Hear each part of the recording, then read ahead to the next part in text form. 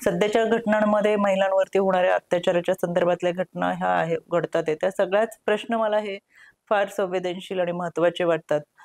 या सगळ्यांमध्ये दिवसेंदिवस वाढत असलेल्या अत्याचाराच्या, बलात्काराच्या घटना आहेत, त्या मनाला वेदना देणाऱ्या आहेत.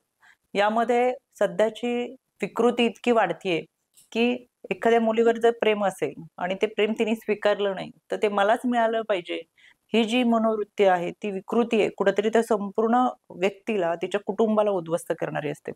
मग मला ती व्यक्ती मिळाली नाही, तर मग ॲसिड टाकलं पाहिजे. ॲसिड टाकून नाही तर मग बलात्कार करून मारलं पाहिजे. बलात्कार करून मारून नाही तर ते पूर्ण मृतदेह संपवला पाहिजे.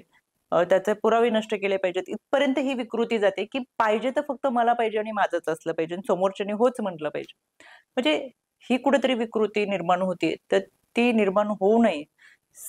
एक सामंजस्यपणा, संयमपणा हा मनामध्ये असला पाहिजे असं वाटतं.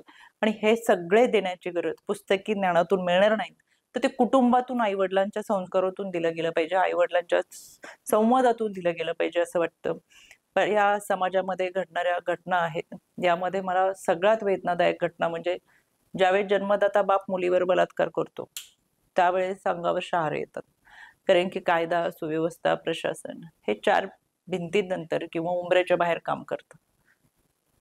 खरं तर मी स्वतः माझ्याकडे अशा 9 केसेस आहेत, ज्याच्यामध्ये मी स्वतः पाठपुरावा करतेय, की जन्मदात्या बापाने मुलीवरती बलात्कार केला.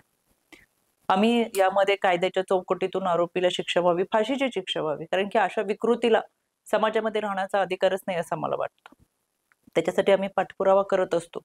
पण शिक्षा दिल्यानंतर ही विकृती संपेल असं वाटत नाही.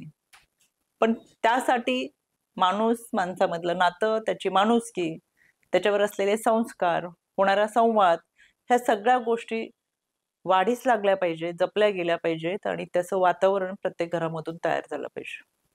कायदा म्हणून आम्ही काम करूच, पण शेवटी सर्वांनी एकत्र येऊन अशा विकृतीच्या विरोधात लढा देणं फार गरजेचं आहे असं मला वाटतं.